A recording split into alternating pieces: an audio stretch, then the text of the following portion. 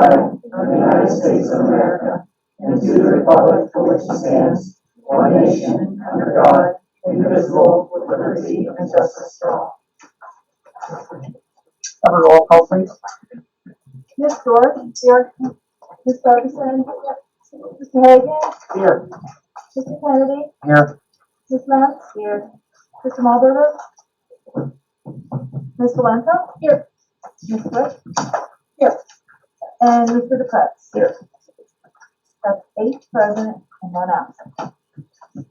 Okay, tonight we have a presentation from Jamie DeMarco for a dance team proposal. So, Jamie, the floor is yours. You can stay back there, up here, wherever you feel comfortable. Okay. I don't know about anybody, so I'm kind of stand right over here. So my name is Jamie DeMarco. I moved into your district in August. However, I've been working in your community for years. I have actually done your musical for the past 3 years. I've been a choreographer for musical and BB started, so that's been awesome. But when I got here, I realized that there was a lack of a team. Years ago, I think in 2003, I started a dance team at Seneca Valley. I also started one at LaRoche College, so I started them from the ground up. I've danced my whole entire life. I was currently teaching anything against, you have questions on my father's dancer. But I have a proposal. I don't know if anybody needs a copy. I did send it. If you need a copy, please raise your hand. I would love to drop them off to you. I have 12 of them. Anybody? Or the community need one? No? We all have them? Okay. So my goal is to start a dance team for grades 9 through 12. To start off, it would perform at basketball games and at football games. I understand that like the home away thing, I'm completely open to a discussion on how that works. The way that I set it up at Seneca Valley, their dance team for football travels for home and away games. For basketball games, they do home games only. We also did different things like senior night for boys soccer, girls basketball games here or there, just to bring school spirit and things like that. I do know that you do have a cheer program here. Your cheer program for varsity is 9 through 12. Your cheer program for JV is 9 through 11. I do know that tapping into a dance team hits an entire new group of students, an entire new group of kids. You have 10 dance studios in a 7-mile radius of your district. I think, if I'm correct, 6 of those are only in the Mars School District alone. So you're hitting another group of kids that might not be trying out for cheering, or you might have kids that are trying out for cheering that are dancers as close as they can get to dance to do something in the school district. For the first year, from what I understand, your district has to be a club team. I don't know if it's 1 year or 2 years before it can become an actual sport. I'm not 100% sure how that works here. Again, I'm new to your district. I also looked into dance teams. Every district in the Butler County area and in your surrounding districts have dance teams. So everywhere from Butler, Seneca Valley, Pine Ridgeland, NA, Butler, all of those schools that are surrounding here that go the whole way down the riverside, Elwood City, they all have dance teams, which is, again, tapping into another group of students. It's something that I feel could be very beneficial. Last year alone, when I did the Mars musical, there were 12 seniors that were cut from the cheer team that had cheer from 9 to 11, but based on the way that the roles are set up, which is fine for cheer, 12 seniors were cut, 6 of them were in my musical. 6 of those kids, that's what started the ball rolling in my head, were like, we would do anything to have a dance team. The only reason we cheered was because of dance, and there's not a lot of female-based, now boys can make a dance team, female-based activities that are not just a sport like basketball, lacrosse, soccer. So that started my head turning last year, whenever this all went down, into starting something. When I moved to your district, I said, why not? I'll put a proposal together, send it out. It's something that I would love to do in your community. I have extreme experience in building a program like this from the ground up.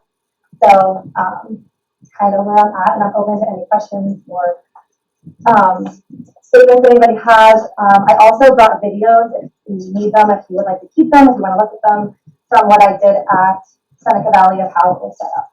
At Seneca Valley, I worked cohesively with the cheer teams. So it wasn't one against the other.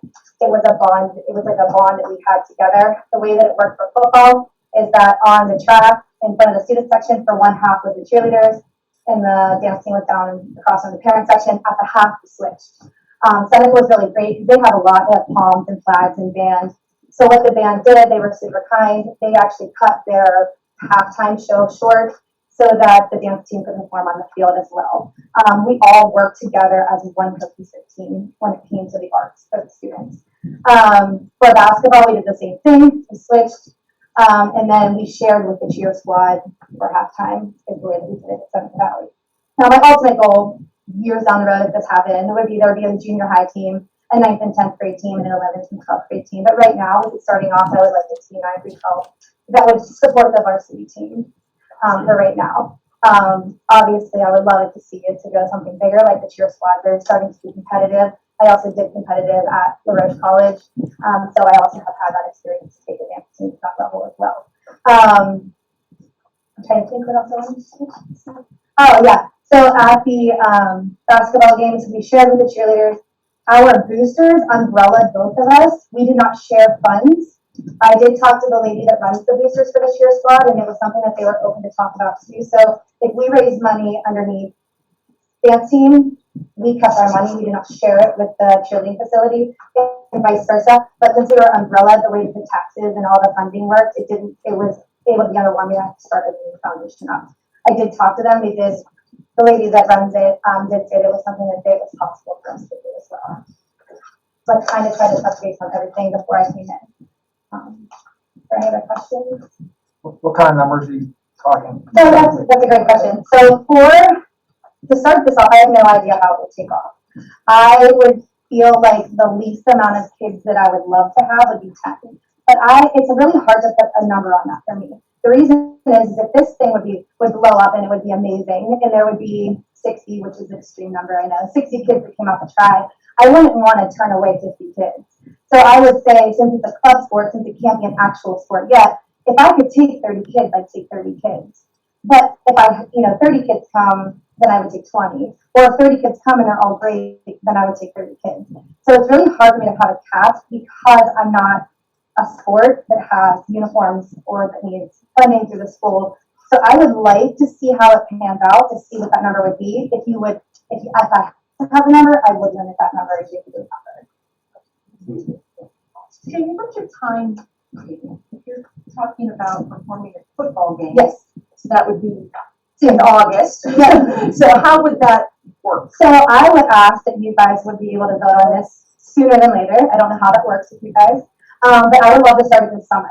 I would love to get something sent out through emails for the school. I would love to get signups going, whether it's like we for cheer, because my daughter does cheer for you guys.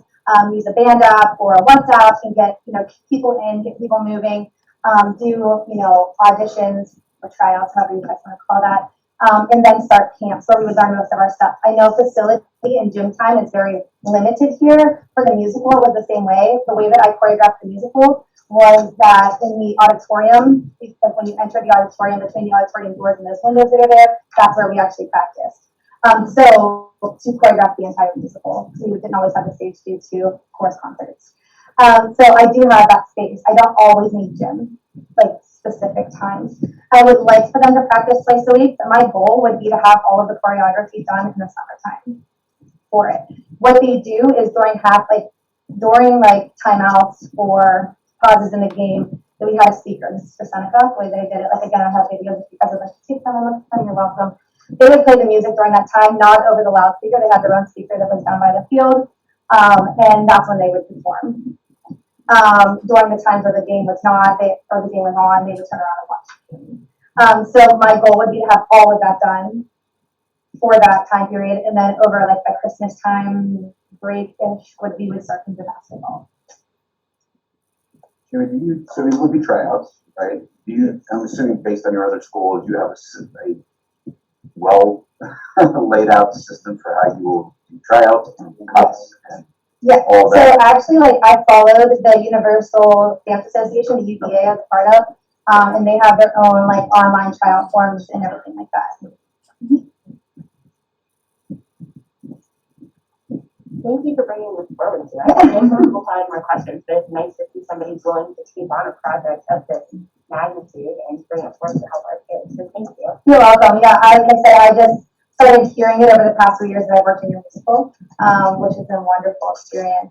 that so many kids were looking for another opportunity. You see a lot of kids leave to go to like Lincoln Park or Kappa because school districts don't offer, whether it's in the school district, like I know Seneca has a dance program now, but when there's a lack of the arts, you see children leaving.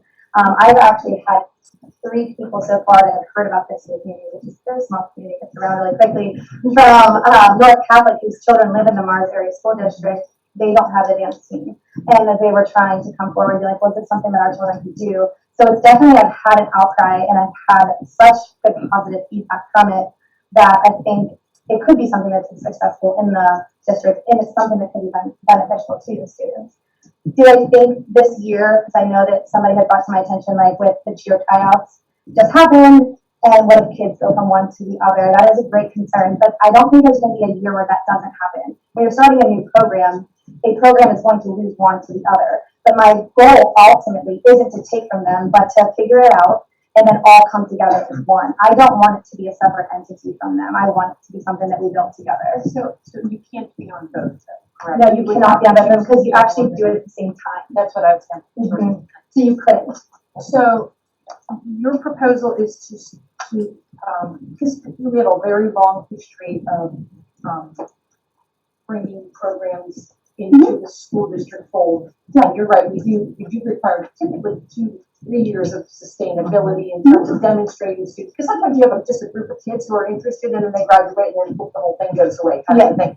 So you're proposing this as a startup, which you have to start somewhere, so I think it's great, right? So you have to start somewhere, and so this would be a sort of a recognized school club that would report up through the, I'm reciting your proposal, I was trying to, anyway. Yes, That would report up through the athletic department, yes.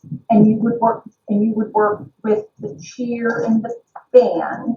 So we don't really do, it's not a palms team. Right, okay, so you were talking about halftime in the middle of the field. Yeah, so I would like to work with them as well for like, if they would let us do that, that would be awesome, but we wouldn't be performing with the band. Good to be, got it, okay, Yes. so that's, okay.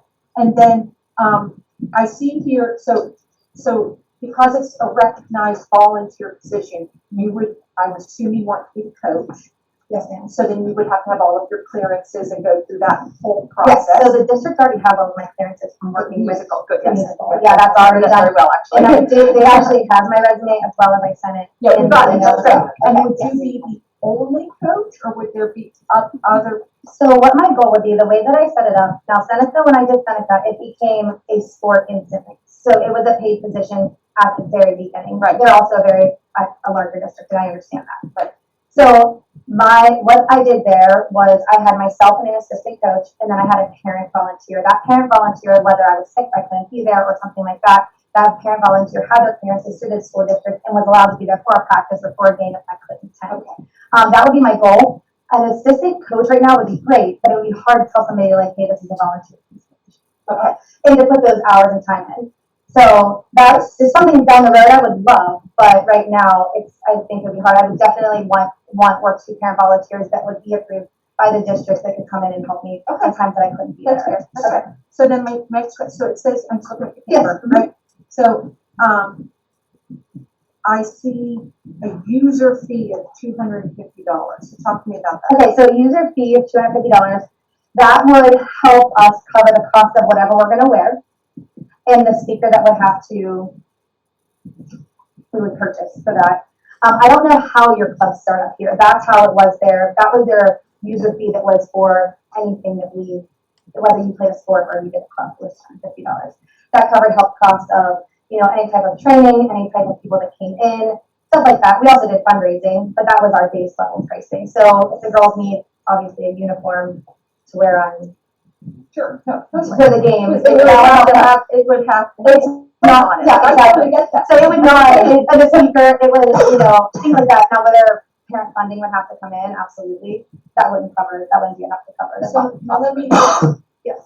this isn't a question for you, this is a question for administration. Okay. So, because I'm all in, okay, I'm not asking questions to be critical. No, that's fine, please. I don't mind at all. Work through the mechanics Yes, of it, please. okay? So, as a recognized volunteer club. I don't know what you guys call it. Whatever, yeah.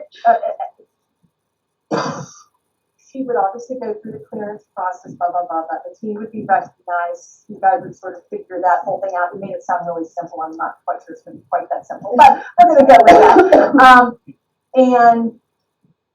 But you don't have a booster group. We don't, but like I said, I talked to them, they are willing to take us on even as a club. But so, as we would not require the girls to pay the participation fee, I would assume, we're not expending It's any just the money. club. So, yes, it's just a cost, so, right, so then if there's costs associated, would they be paying Jamie, or would they be paying the school district? I mean, how does that work? Are they gonna use a facility? So if we just talk about the facility. It'd be class Fees? A, maybe A. Maybe an Yeah, I would It'd just, be class A, it'd be zero. No, I know, but she's saying that they need a uniform and somebody has to pay for it, so there's $250 to be charged. we go through that booster organization. Yeah. That's what, it would have to, that's what I'm saying, it needs a mechanism. You need in no order margin To organization. pay, yeah, right, because I don't think it's in your best interest or the school district's best interest for people to be writing checks to you. I don't think that would be I bad. completely agree with that. That would be bad.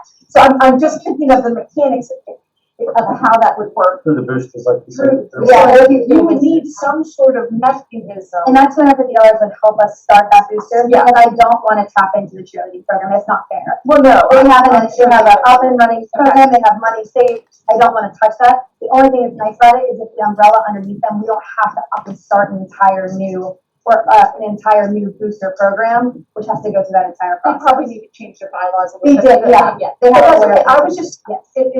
I'm just sort of thinking through that because we don't want you taking I don't. checks and we don't want to necessarily accept them either, so that would be that. Okay.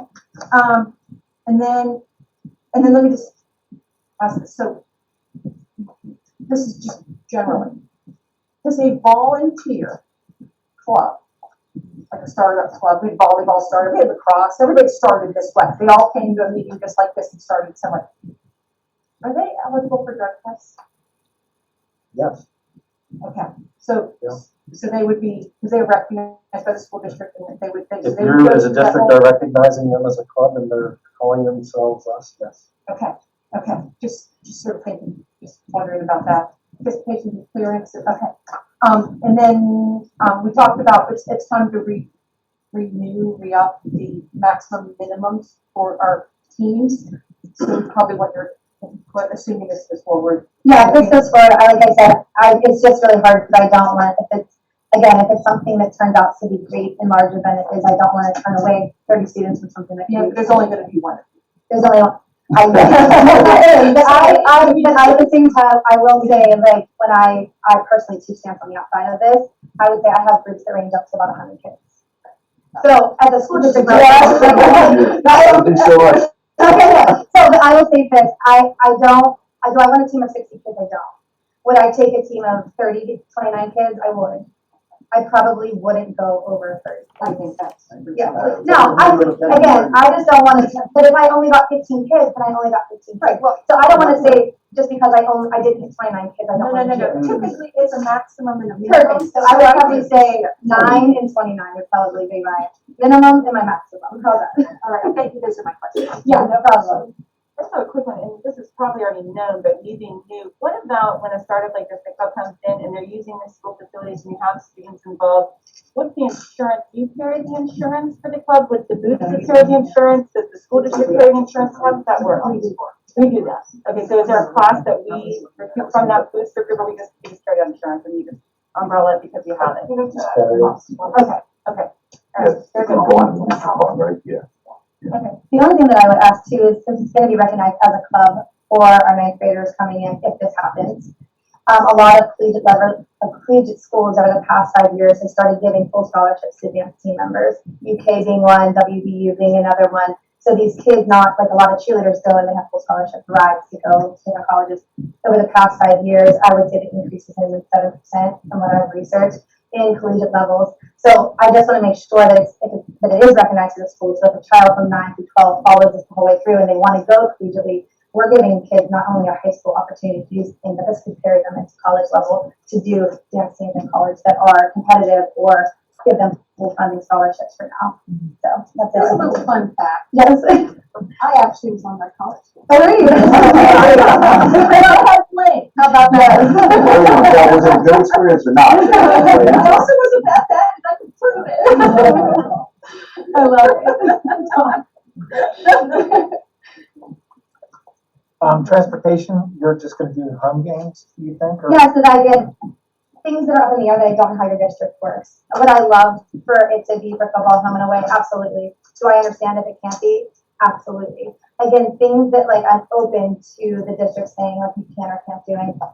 I'm not gonna say just because you won't let us go to an away game, I'm not gonna do it anymore. I think the more exposure for the kids, the more things the kids can be involved in where they're not on the streets, very different. So I think that if I can do it in some way, shape, or form, that would be awesome. If I can't, I can understand or accept that. That's where our participation fee comes in, Right. right, John? So that would be a different discussion if there is on the transportation. But as a club, yeah, as a club, we would. Okay. Any other board members?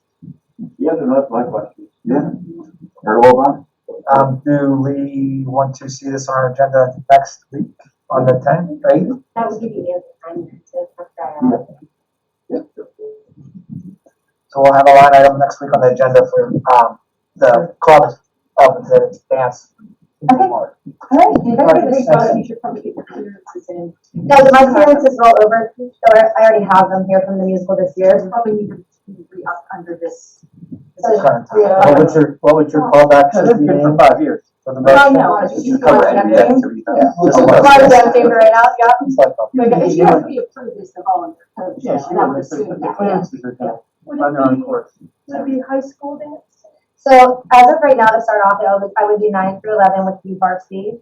However, like I said, if I had a big picture, I would love to separate them, just so that everybody had a fair shot at it. But for right now, 9 to 11 until I see what the amount of students I have and how many students. I'm sorry, 9 through 12. 9 through 12. I'm sorry. I apologize. 9 through 12. We're on there. Yeah. Yeah, she wouldn't be in gym time. You would practice out in the lobby you talked about, right? Yeah, so I did talk and we said, obviously I would love gym time, but I completely respect that it's. We would get you so gym taken. time when we could, but. Yeah, absolutely. But I have no problem doing it outside or, in the spot that I used, choreographed the musical, there was a ton of kids. And we were able to be successful in that area, that small space that we had. So I'm definitely open to all these to make it useful for the children. All right, so we'll have it on the agenda for next week. Okay. Thank you for the presentation. So moving on to board reports. Sally, you have Mr. Sally. We had our quarterly municipality meeting on May 20th, and there we were informed that the agreement has been signed between PennDOT and Adams Township.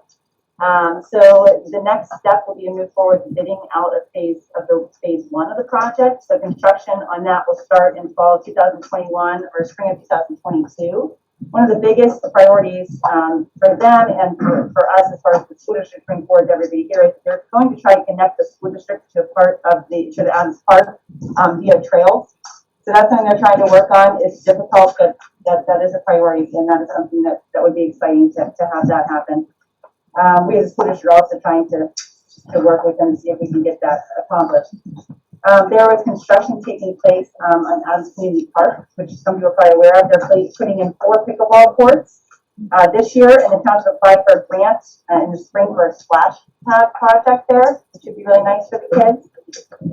Calgary Fire Department reported that they are in the planning stages of possibly putting an addition onto the firehouse. They have live-in firemen there, which has increased their response times to emergencies. So they're looking to provide more space.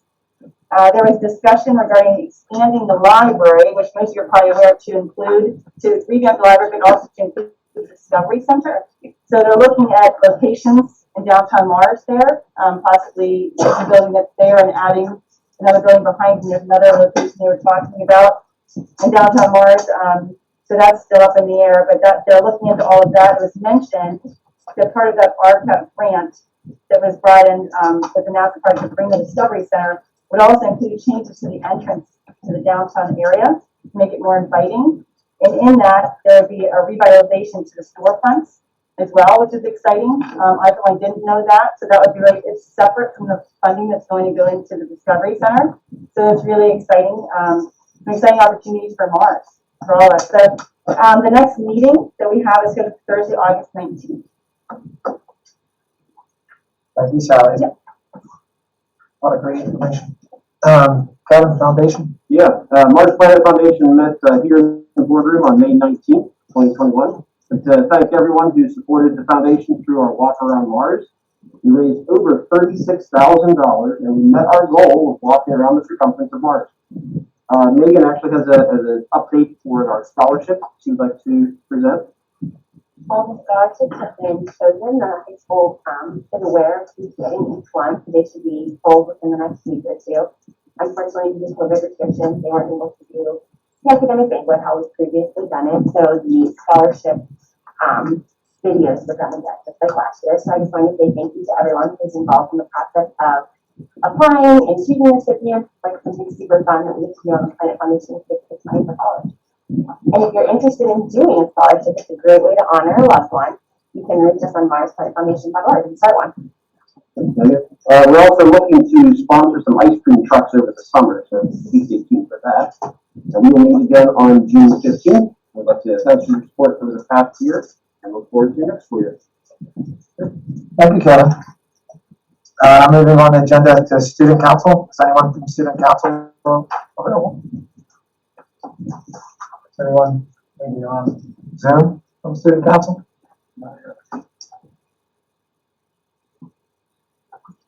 No, wait, no. All right, sorry. Maybe next month or next week we'll catch them. Move on to public comments. We'll open the public comment. We spend the next 30 minutes on public comments. And we give 3 minutes per public comment. Typically it's on agenda items only. We were really short on our discussion about policy 707. So if you'd like to speak about that, you can also do that. The way we're going to do this because we have live people and then we have Zoom people. So I'm going to call on the people that are live and took the effort to be here first.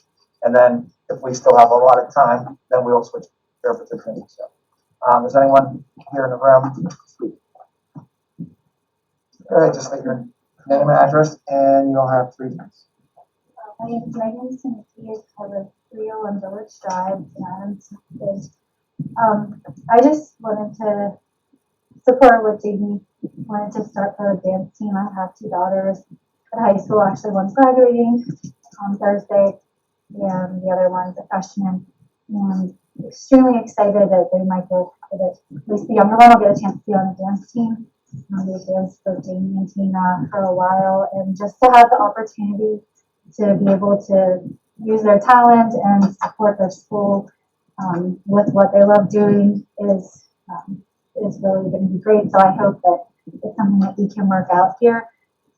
And even my older daughter, as Jamie alluded to, like the collegiate dance teams, she was fortunate enough to be trained by Jamie and Tina, and it gets to continue dancing now at college. And most of the girls on that team have come from a school dance team.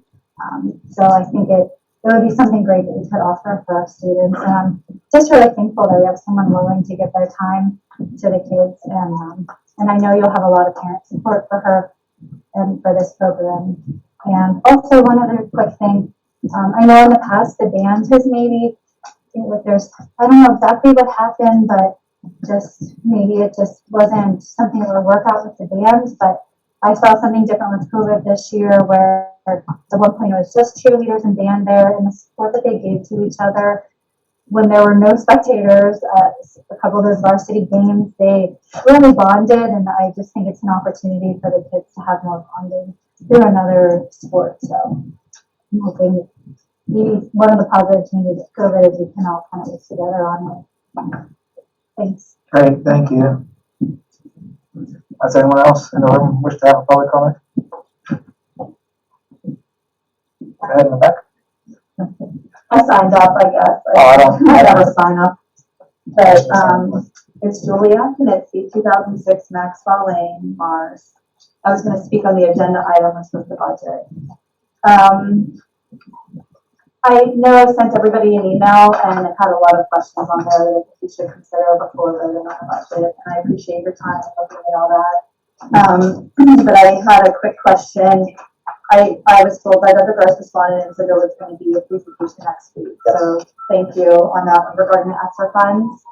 I was just wondering if Debbie could answer what do we budget? Do we budget for the cyber charter schools? I know that was not the debt, but the bill was higher because of COVID, this year. But is that a line item that's usually like a school district would? Oh, yeah, budget for tuition. Budget for tuition. For all charter schools. Okay, Yes. So So- there's an increase in the budget for next year. it's increasing the budget for next year. In anticipation of based on the students. We don't know whether students are going to be returning or because we have a lot of students this year go to cyber, outside Right. cyber. So we're not sure how many will be coming back. We're hopeful that we get a lot of them to come back. In our school Right. district. And that, well, we can, that'll free up that money. Help out the budget. Okay.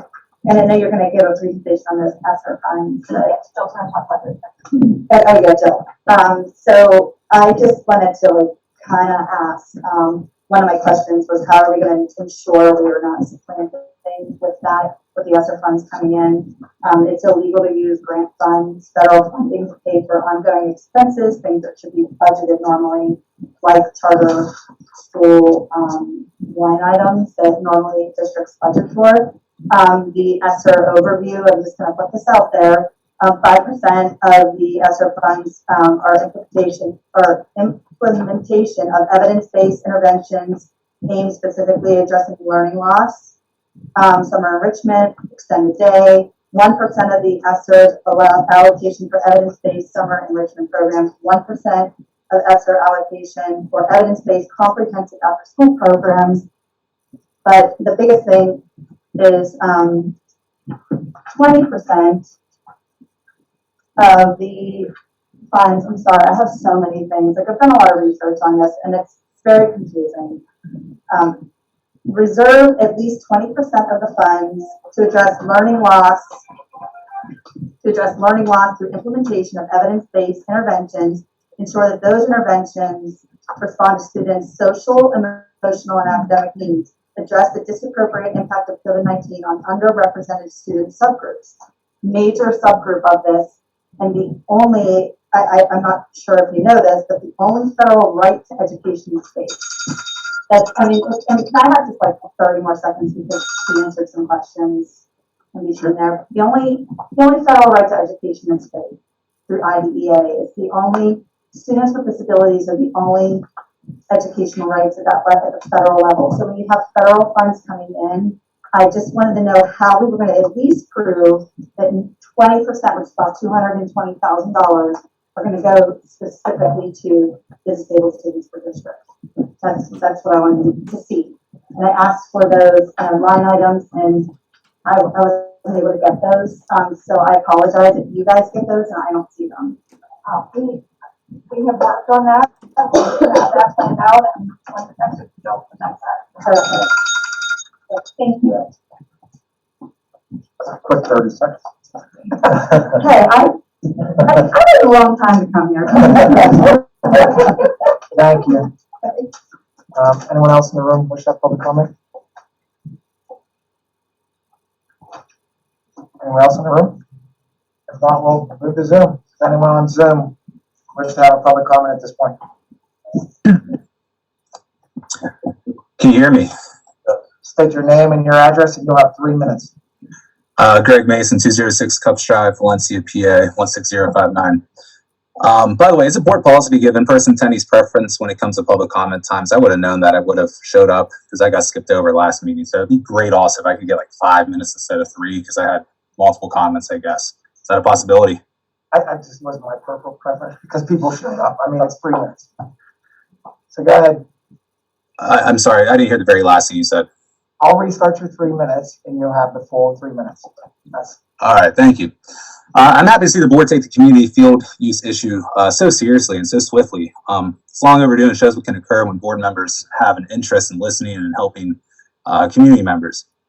Just to summarize, by my rough calculations from what I gathered from the past couple meetings, there's an $80,000 baseball fee, which equated to costing each baseball player an additional $160 a season to continue playing, which is really high. And remember, these are the future of very successful sports teams. I also enjoyed how tonight many board members talked about how not all students make use of these fields, which is true. Many residents have brought up the fee that has been levied against 100% of our Mars area students for years. These students are the current and future representatives of our community.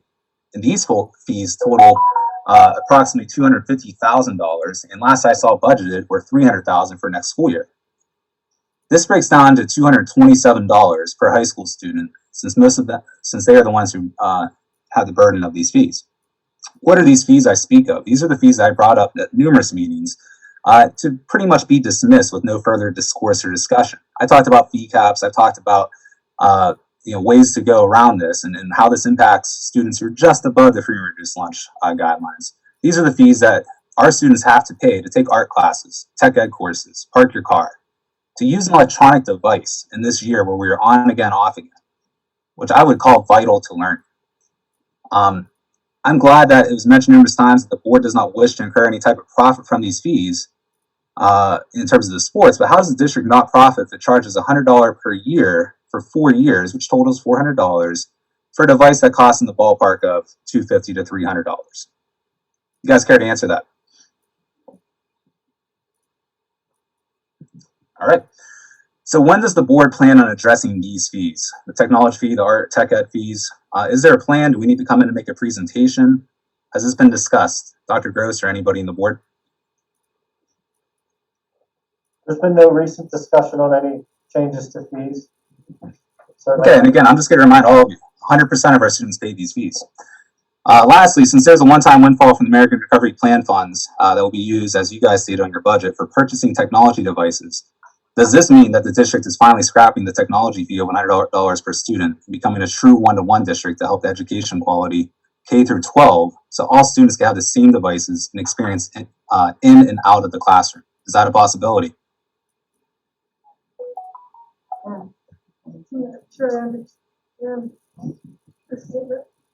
Question was, could you clarify the statement? Yeah, I mean, you're using American Recovery Plan funds to purchase new technology devices, but then you're still going to charge students for these devices. So, does that mean you're no longer to get charged the students for the devices then?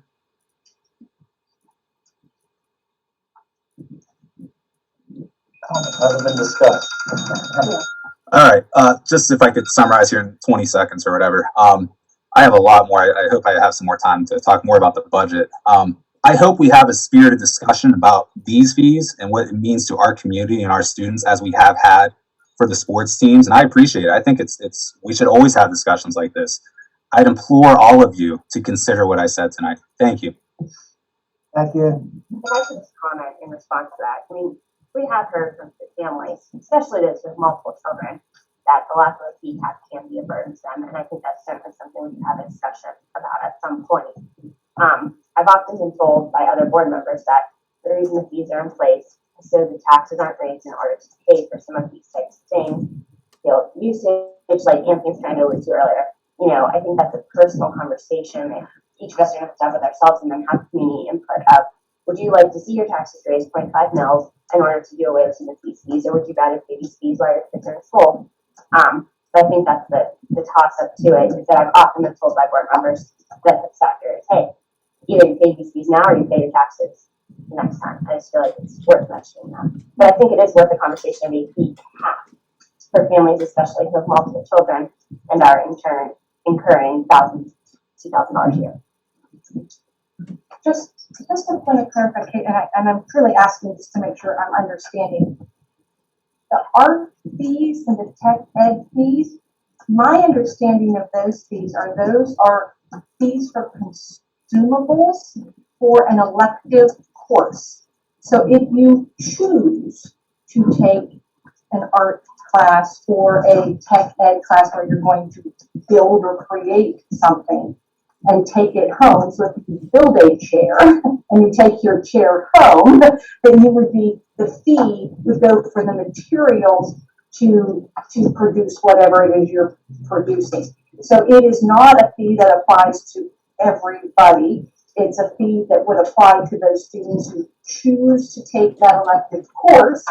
And then there is I don't know what the fees are, but I don't, $40. for the materials and supplies to take that project home with you. Those are the only art and tech ed fees that I am aware of.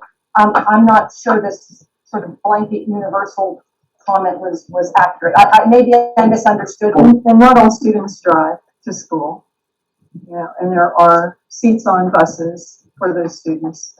So, you know, that was another blanket statement that, you know, every child pays a parking fee, but that's impossible. We don't have that many spaces. I think the ideal is that if your child uses the technology, there's your child has a club, sport activity. I understood You know, I think that's I understood what was said in there. I just disagree with some of the I statements. guess I'll say the same thing I said earlier today, and again, I'm not advocating one or the other. Make the fee zero, make the fee $6,000 a student, whatever it is. well, Anthony. There is no free, and there really is no profit. The school district does not profit. The school district collects tax money from you, us, and that money gets spent back on our students for programs. So if it isn't collected in a fee, then it's collected through taxes. The money comes from somewhere. There's no safe in the basement that we take money from. Every dollar that comes in goes back out to the students in one form or another. So, and I'm not advocating one's the better way or another. There's all great discussions there. There should be a fee cap. But just let's all be real though. We're all spending our own money. It's all collective and it is all taxpayer money. There's not an extra fund to pull from. And just because it's worth noting, sort of another little fun fact, is that, and I'm rounding, but only 30% of the taxpayers in this district have children in school. There's 70. So when we say taxpayers, it's not just the parents in the school district who are paying the taxes. It is the entire, residential and commercial. Right. So and our district, because of the formulas, whenever there's a formula, that means bad things because we're always on the short end of every formula. We are very locally funded. We get very little state and federal aid comparatively. So when we are talking about spending dollars, we are literally talking about spending your dollars and your neighbor's dollars. Whether you have children actually benefiting from this program live today or not. You may be somebody who's moved in who has young families and the kids are coming up, or maybe you're somebody who has kids who are moving off to college or a senior citizen. Everybody pays, and that's how these are funded. And so whether you're talking about a fee for a chair that you're going to build in tech ed that you're going to take home and use, whether you're talking about a bus fee or even a Class C group in your child wanting to play youth wrestling or participate in youth wrestling, the point of those fees would be that the people who are actually using the services, if you will, are the ones who are actually paying the fees. You can reduce everything, and I say free, and I don't mean to, just for general purpose. You can take all the fees away, make everything free, everybody come, everybody. But at the end of the day, what that will mean is that we're going to be asking everybody to pay as opposed to the people for those specific things that are not necessarily directly for the facilities anyway. Youth baseball or youth wrestling is not necessarily part of our mission. That we would ask those people to pay a nominal fee to help cover the cost. So it is a great discussion. It is the chicken egg, and it goes on forever and ever. But that is the premise. That is the premise that we've operated on for many years. Like it or not, I respect every point of view. But to suggest that every fee is charged to every student in every circumstance, that actually is not an accurate statement. That is not true. I think there's a happy compromise here, and a happy medium is fee, no fee, fee cap, because there are families that are at their synonymous servicing needs. Well, I think that conversation has been. We just have to remember that when we talk to these folks here today are the ones who have students in the district. There's 100% of the people who pay taxes, only 30% of them actually have students here. So of course they're more engaged and they're sort of paying attention but we have to respect that those of us sitting here at this table, we were elected to represent 100%. And we do try to balance that. It's not that we don't care. I know that's a popular narrative, but we actually care an awful lot. we wouldn't sit here and spend our time and, you know, gray hair and, you know, et cetera. We care actually very much, but we also understand that it is, we have to find the balance between a quality, well-rounded educational program and using every taxpayer's dollar through. And that's the balance. And we're not, you know, and that's why we have these conversations. Let's move on with public comment. Does anyone else wish to have public comment at this time? Greg has, there's one. Hi there. My name is Kristen Lutzik, 114 Twinbrook Road, Valencia, PA 16059. And I just, I was listening, but I just did want to respond to this last group of comments. Taking an art class in a high school level isn't the same as taking an extracurricular activity. I realize that it is an elective, yes, but it is part of the curriculum of the school district. And for students who might choose to go into a field that does require some artistic basis and form, you know, if you aren't able to afford the fees for a class that in pretty much every district that I have been in, and my husband teaches, my sister teaches, my brother-in-law teaches. I have friends that are in multiple districts across Western PA, charging fees for classes that are part of the curriculum. I just don't want to see that equated along the same lines as, oh, well, I had to pay because I joined the sports team, because I had to do this and that. That's something outside of school. And technology ed is also something part of school. Just because it's an elective, I feel like it's being dismissed. And it is doing a disservice to the students that might choose not to take an art or technology course because they can't afford it. So I just didn't want that point to go unnoticed. Thank you. Thank you. So, anyone else wish to have public comment at this point? Is that correct, Mr. Mason? Anyone wish to have public comment that hasn't spoken already? So we'll take Greg again, and there will be no other public comment after his 3 minutes is up. So go ahead.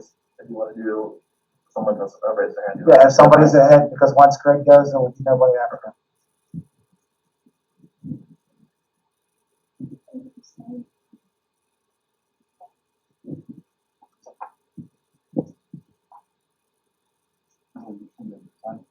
Yeah, that's what I said. James, you can unmute. You'd have to unmute yourself, James. Sorry about that. Can you hear me now? Yeah. Perfect. This is James Insko, 1828 Liberty Way, Valencia, Pennsylvania. Thought I would spare us a little bit more of Greg Mason's ramblings before we conclude the meeting. But I did want to thank the board, and I've sent some emails to my children's teachers, thanking the teachers also, but the administrators and the board members deserve a huge thanks for the courage they displayed last year and in making what at the time was a very difficult, but in hindsight, perfectly sound decision to make 5-day in-person education available to our students. And I think my kids are much better off for that courage you guys showed, and I very much appreciate it. That's it. Thank you. Anyone else besides Mr. Mason? Okay, so Mr. Mason, go ahead. Can you guys hear me? Yes. I just want to also make sure comments are personally directed, as James just did. It is the duty of the board president to redirect them, correct? I was waiting for your address. I didn't hear the question. What was that? It says the presiding officer may interrupt or terminate a participant's statement when the statement is personally directed, abusive, obscene, or irrelevant as part of your board policy. What Mr. Insko did there, did that fall under any of those? I guess I didn't catch any of these. I don't think rambling is a term of endearment. And I'm sorry I did some research, James, if you're listening. Okay.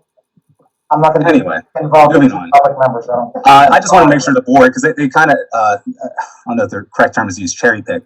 in no way, shape, or form did I say every student takes an art class, a tech ed course, drives to school. Or technically, not every student pays the district fee, but they then have to buy their own piece of technology to bring into school. So it seemed like a few board members focused on that. That's not what I was implying at all. I just want to see some more discussion about either capping these fees or actually taking a look at them as we did for sports, which I think is important. That's it. So I was kind of disheartened by seeing where that conversation went afterwards. And also, it's a hard time seeing who's speaking at the board. By the way, I believe it was Dale who said something about 70% of the residents do not have children in the district. And that's true. I've heard that for years from a lot of board members. You know, in this logic, let me just put it this way. There are roads in the township I live in that I never drive on, but I pay for. Who is it for me to say that I shouldn't, if I don't use it, I shouldn't have to do my civic duty and be a true patriot and pay taxes that benefit not only myself, maybe, but also people that I don't know who use those services. I hope we can have some more sense of civic duty in that regard. Last thing, moving on to the actual budget, which I was trying to get to. Dr. Gross, is this the budget that you fought for, that you believe gives your staff and you the tools you need to make Mars Area School District the best it can be? Absolutely, it was a collaborative effort. And obviously, you know, in trying to build a budget under our current situation is never easy. I think the team did a great job in figuring it all out. All right, so do we have a curriculum instructor next year, or are the curriculum coaches coming back next school year? We do have a plan for curriculum renewal this year. We intentionally stayed away from that, Greg, because of COVID. Yeah, and I know the history. I'm saying in this year's budget, it wasn't mentioned in the budget summary that you're going to be filling a curriculum instructor position. So you are filling that? No, there is not an actual curriculum position. However, the curriculum process will proceed. But I'm sorry, this process, is this buying textbooks? No, textbooks is the third level of any good curriculum and cycle. Textbooks do not drive curriculum. The first step is actually creating the curriculum maps. We have a plan for it. The second is common assessments, and the last piece is the materials. Thank you. And the last thing, because I saw in the summary that we purchased new social studies curriculum for grades 6 through 12. Maybe there's a typo. I think you meant to say textbooks. And I just hope that the board has some more long-sightedness in terms of thinking about MTSS and other programs that probably can use some more improvement. I don't know if that involves staffing or not, but thank you very much, Dr. Gross. Appreciate it. You're welcome. And as far as MTSS, yeah, that's one of our major focus areas next year, to beef that program up. So that'll conclude. Thank you, Mr. Mason. That concludes our public comment at this point. We'll have it again after we get through the agenda and the addendum.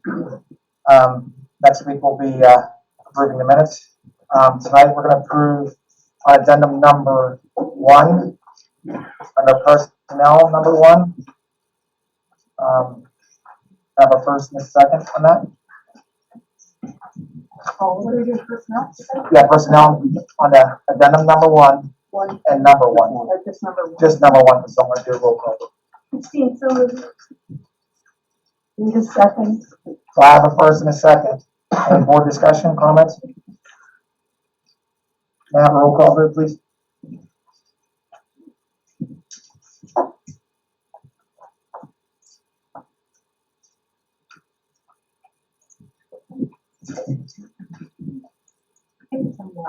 One more layer. Sorry about that. No, you're fine. Ms. Ferguson? Yes. Mr. Elliott? Yes. Mr. Kennedy? No. Ms. Lutz? Mr. Malberger? Ms. Valenta? Yes. Ms. Wick? Yes. Mr. Pettis? Yes. Ms. Dorsch? Yes. So that is 7 yes, 1 absent, or 2 absent. 2 absent. Thank you for having drinking water. Oh, yeah. Just check back with her. There was Yes, there she's was coming right back. There was a no. Yeah, I've heard Yeah, that. 1 no. I'm sorry, 1 no. The solicitor says we're gonna wait till Megan comes back. Should we pause or do we come back to it? We'll come back to it, okay. Here she comes, right here. We're doing a roll call vote, Megan, on personnel number 1. Go get a drink, I'm not well.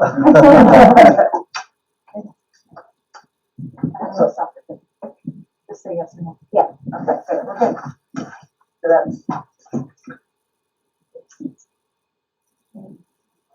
that's 7 yes, 1 no, and 1 absent. Oh, yes. Okay, perfect. So, addendum number 1, under personnel, number 2 through 7, have a first and second.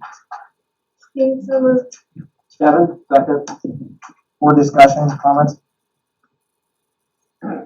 Seeing none, all in favor, aye? Aye. Opposed, nay? That passes. That takes care of our personnel. And then under finances, on the main agenda, we're gonna go to number 9. So on the main agenda, under finance, number 9, the blue chip.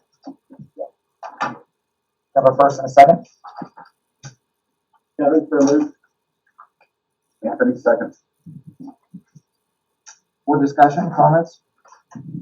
This is Megan. We've heard from the teachers that they want to keep the people in the schools that are currently working and that it's been going flawlessly. We are not shying away from the fact that there's been technology issues here. The reason that I personally voted yes to this is because we've heard from teachers and administrators that these are the people that they want to continue. I'm hopeful that this contract is able to move us forward to doing something in-house or a combination of such. That it continues what our kids have had that have gotten them through these really difficult times. Any other board members? Dr. Gross, did you want? Yeah. All right. So roll call, please. Mr. Hagan, Yes. Mr. Kennedy, Yes. Ms. Lentz, Yes. Mr. Marburger, Ms. Valenta? Yes. Ms. Wick? Yes. Mr. Pettis? Yes. Ms. Stewart? Yes. Ms. Ferguson? Yes. That's 8 yes, 1 absent. And the rest of the finance, the next 24 we'll vote on next week. Programs will be next week. Policies. So we are going to do our policy 707. We'll make the revisions, try to capture the conversation and get it back out for you to review and try to get it approved for a 30-day review. So the board's going to see the revised between now and the next meeting, and then we'll vote next meeting on whether we post it for the 30 days. Yes. As the board, what's that? And the maximum minimum is for. The maximum minimum for athletics. So, because that's gonna be. Yep. I'll cover that under. Is the board good with that for next week? Yes. Those rounds, none others. 29. Hey, just a quick question. None of all of these, with so many agreements and contracts and stuff here, and none of them say, pending approval by the solicitor, meaning that you've gotten through them all. That's really great, Mike. That's a really big change. So many pending approval from the Right, there's solicitor. one we just got to change in today, Okay, but you'll get that updated. That's the Center for Community Resources contract, maybe one small change. Pretty quick to get to that. well, it's just, I just want to make sure that's happening, but B, I wasn't sure we just were putting it on there if they're actually been already reviewed. That's terrific. Thank you very much. Thanks, Dale. And moving forward, so next week on the agenda, the dance team will be on the agenda next week. It's not here now, so it'll be on here next week. It's coming up. Just a comment, I'm really excited about the music theater reviews too. Yeah. That's great.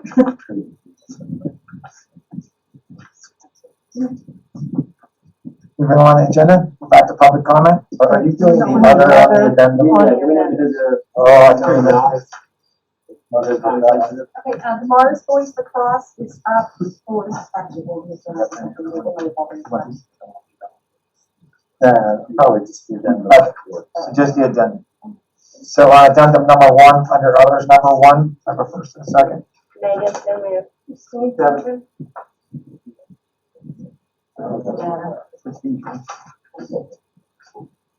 Board discussion? Seeing none, all in favor, aye? Aye. Opposed, nay? Did I miss anything else? No, that's it. Just wanted the addendum and the blue chip contract. So we're back to public comment. We'll spend the next 30 minutes on public comment, which we'll have 3 minutes. If you've spoken already, you can wait till the end. and then I'll call you then. Or anyone? On the list, Yeah, I was gonna do the room first. if you have anyone on the list. Oh, is there anyone on, I guess I didn't even. No, everyone. Mr. Kennedy, I had my hand up when you call on Greg, and can I just go last after everyone else has talked? Okay, after even the Zoom. Yeah, Okay, yeah, I like to give everybody that hasn't had a chance to Right. do it first, and then after that. Thanks. So anyone in the room wish to give a public comment?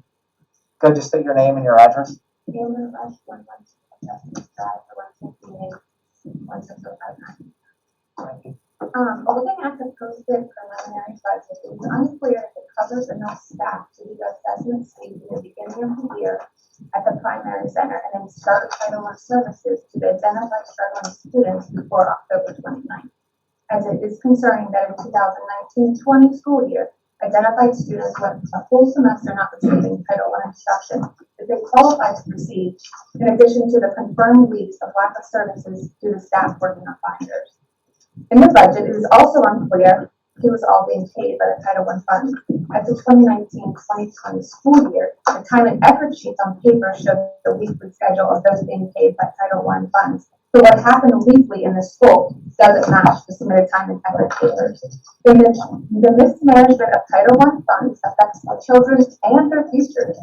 I'm asking the board to be brave and resilient when looking at the preliminary budget. You are all aware of the 12-hour reading camp that is coming up in the weeks very soon. But did any of you look into the disservice to the kids, the same children who sit on this board to make sure they're receiving what they need to meet their full potential? Does next year's budget cover the shortfalls of our Title I program? Has anyone asked hard questions like, what lesson plans did the parent use on a daily basis 3 times a day? And when you look at the time and effort and look at the lessons, then did you take a look at the 590 plus kids the same person provided skill inventory to? I know these are hard questions, but you guys need to look into it now.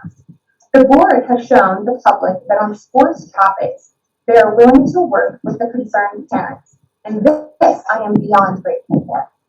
But where are the same meetings for the educated, informed parents on academic concerns? This is a true concern that we didn't service Title I children.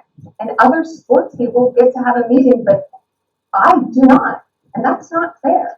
I asked the board to take the time to go line by line on the budget so that this upcoming year, we don't have teachers in the middle of the night worried about not having all the curriculum, or a reading specialist saying, however, with all the audit stuff, I don't even feel like I can speak about these kids. And she continues to say to administration, I'm truly not trying to get out of it, but I find myself in an uncomfortable situation. Let's make sure this budget has the staff that is needed to support the kids who weren't supported in the 2019-2020 school year, and the students that are experiencing learning loss due to the pandemic, that they're covered as well. We will never go from better to best if we don't understand the budget and what actually takes place in our schools. Thank you. Thank you. Anyone else in the room wish to have public comment? Anyone else in the room? So we'll move on to the Zoom internet there. Is there anyone on Zoom that wishes to have public comment at this point that hasn't spoken already?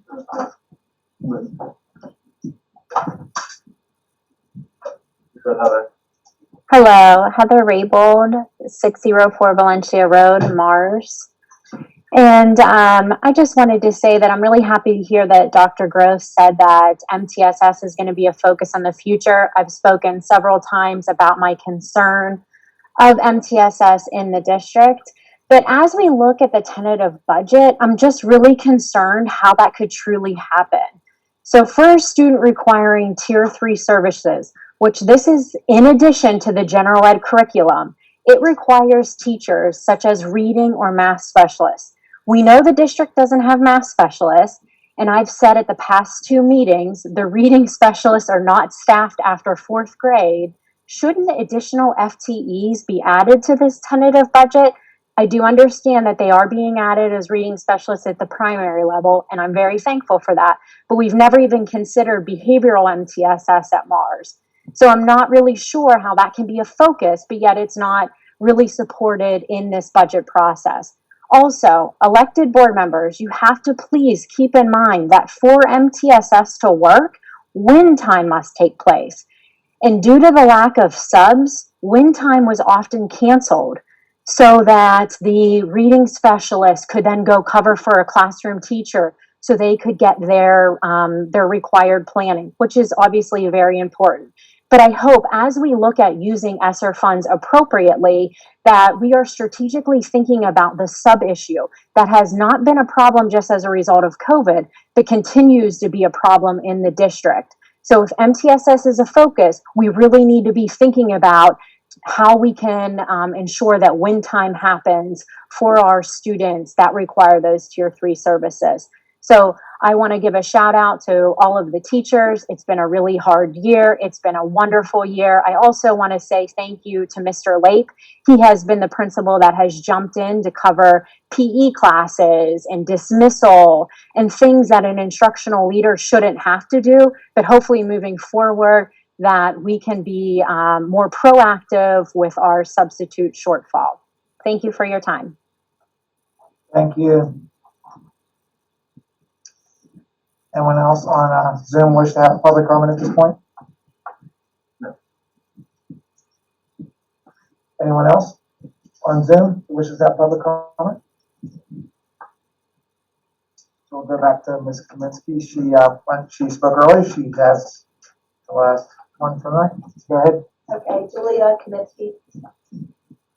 Oh, 2006 Maxwell Lane. So the support staff still do not have a contract. We need 16 paraprofessionals in our district. I really fear, and I put this in the email, that children will not be able to have the requirements met in their IEPs. It's just how short staffed we are.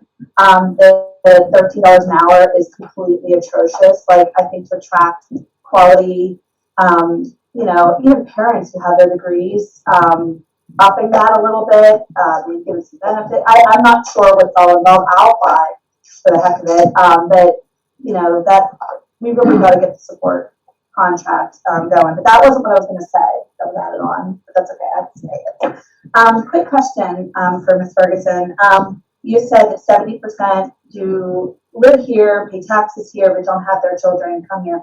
Did we ever do a survey of how many people in our district actually, now it's a good time. If you drive around all our neighborhoods of our $1 million homes, you'll see the proud graduate of North Catholic, proud graduate of North Catholic. How many people send their kids here, pay taxes in our district, and send their kids to another school? Do we have like a number on that? And what is the reason why they go to that other district? Is it because they have more free, they pay tuition. Our area is hard because they pay tuition to go to these schools for whatever reason they choose. But I wonder really what the survey is. What we're missing here to have those families that pay taxes here, have them send their kids here, why they choose private schools. I would love to know that. Or if there's a survey, does anyone ever do that? That's an interesting idea. I'm not aware of administration doing it. We have not. Right. Like, you wonder what the attraction is. But as I've said this Well, before, knock on the door. I believe in school choice, and I respect the Right. parents' decision to make a decision that's best for their child. Right. So, it might be interesting data just to understand, Just just follow it. as we've done surveys in terms of our cyber students Right. and what their thinking is in terms of coming back to brick and mortar or not. Right. We certainly have done that, but in terms of sort of Keeping our people here. Right, Our school wide. Yeah. I just thought that was interesting part of data. Maybe we can start gathering. And then I really wanted to just say, in trying to, the public trying to look at this budget, it was like 16 pages long. I think the lay person out there would have to dig more, and surrounding school districts in Butler County and also in Allegheny County, comparable to us, on the same caliber as us, that we play at football games. Their budgets preliminary are like 60 pages long. They have projections out 7 years. I just feel like we can demand more. If you guys represent everybody in the district, I think we should demand more and try to look at that. And On that note, I just wanted to say a quote from John Adams, the whole people must take upon themselves the education of the whole people and must be willing to bear the expenses of it. There should not be a district of 1 mile square without a school in it, not funded by a charitable individual, but maintained at the expense of the people themselves. That was true then, and it is now. 70% of those families that don't have kids that come here, my special ed department kid that doesn't have an increase in their budget for this year, as far as like significant for the 20%, you know, it's maintenance of effort, but not really. I really feel like, I don't think that people, I'm going to throw this out there, are going to be upset if you increase taxes and take the extra funds and use them appropriately. Because we've really got to collaboratively educate all of our people. And just please consider that. Thank you. Thank you. I love the quote. And I would like to just simply add on this, because I believe this in my heart. Whatever part of that fraction you belong to, but I truly believe that 100% of our citizenry values quality public education. I believe that wholeheartedly. So it is just a matter of, and if it came through to suggest that the 70% didn't care, that is not at all what I believe. I truly believe in this district with highly educated families and our, if you just look at what our graduates have done, we should be really, really proud. And there's always room to grow. But I believe 100% of our citizenry values quality public education, and they value education, and they're going to make the best choice for their students. That's fine. It's just always a matter of the balance. It isn't all of this, none of that, a little of this and a little of that. We've got to keep in mind that it's 100% are paying for the 30. And listen, some people pay for my kids when they went through, and I'm going to keep paying for others. We pass it forward, we look back, we get it. It's just part of what we do. It's part of what we do, but you do need to respect the 100% that you're making. And I know you do, and I respect that. And that quote was absolutely perfect. And so tag onto that, I wanted to clarify that it's not that I want to suggest that anybody doesn't care or value what we do here. We are the capstone of this community. We're smack dab in the center, and everybody who is here, who is part of it, who's coming to us or have gone and moved on, are incredibly proud to be a Fighting Planet. We just would like to keep it that way, right? So I also think it's always worth noting when we talk about those 70%, when we say that like they don't currently have kids in this district, that doesn't mean that they didn't. They themselves didn't graduate from this district, and that, you know, I think we always say, well, here's for the 70%, or here's for the 100%, but in reality, those people were the 30% at some point, and that's how the system works. And good schools are good for the whole community. That's the only reason these houses are failing. And good education costs money. Right.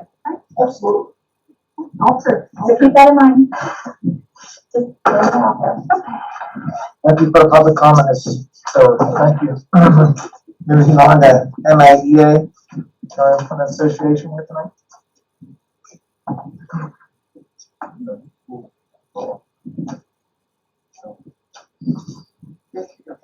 And Sherry's there too. Yeah, no,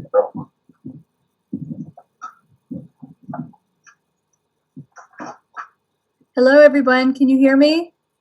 Good evening, yes. Good evening. How are you? Good.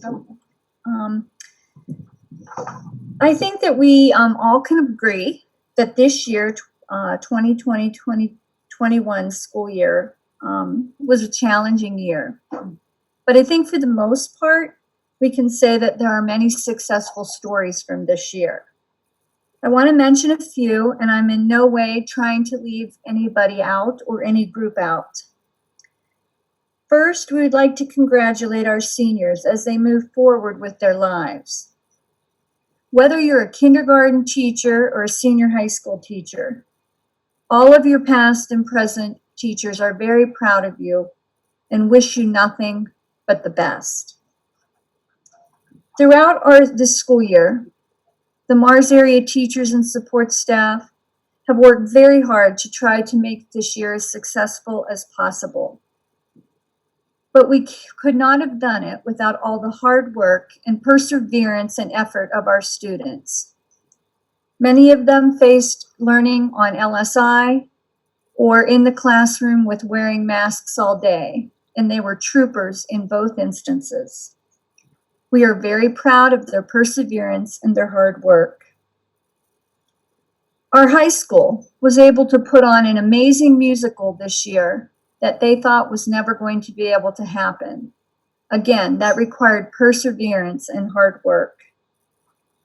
Many of our sports teams participated to their fullest, and many of them brought championships home to our school. And that makes us all very proud. At the K-6 level, just last week and today, teachers came together to give our students an end-of-the-year field day, providing them with fun memories and some sense of normalcy. I have to say that both students and teachers really did enjoy the day. It was a nice change. As an association, we do in fact support our paraprofessionals, our custodians, and our secretaries. We are so proud to have them as part of our Mars family.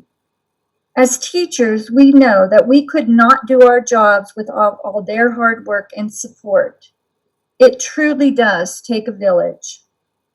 Please consider offering these men and women a fair contract that shows how valued and important they are to the Mars Area School District.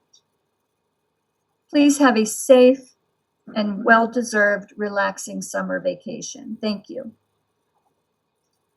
Thank you.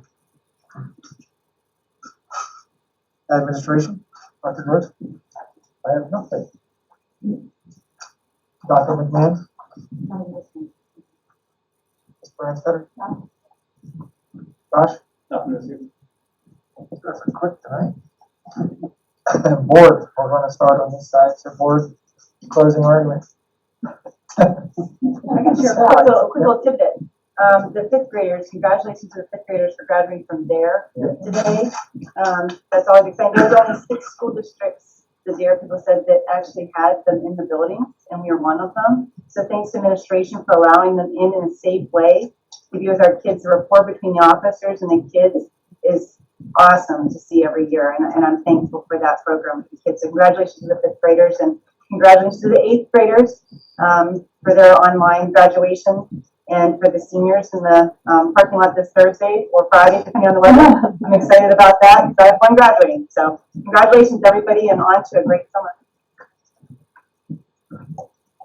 Or has any influence on the weather? Yeah. You saw something Thursday? Yeah. Friday looks really good. Yeah, Friday was really good, yeah. Jumping sides, this side over Happy last day of school.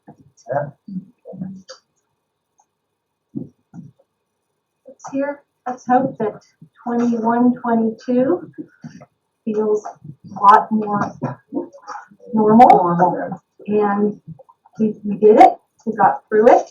But we've done it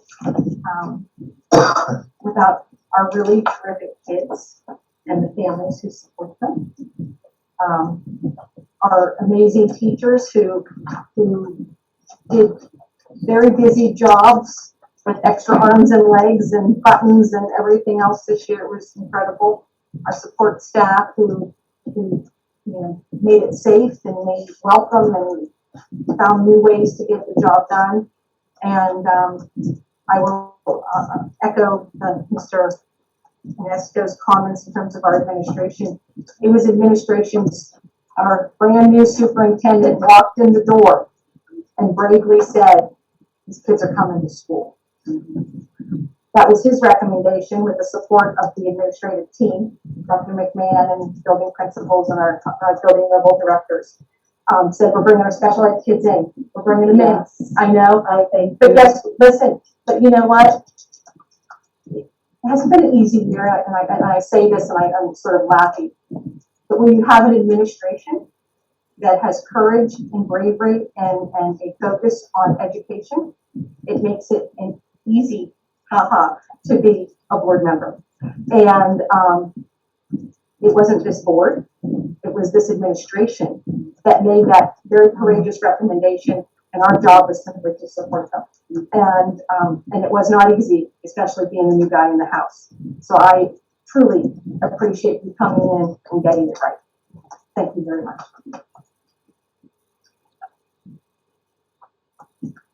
Anyone else? So I forgot to mention, we did have a closed session prior to this meeting. We need to have another one after. Legal first. Illegal, okay. Just a short. So we'll have a closed session afterwards for legal and personnel. Can I get a motion to adjourn? Kevin, so moved. Sally, second. All in favor, aye? Aye. Have a great evening. Have a great Thanks for coming out.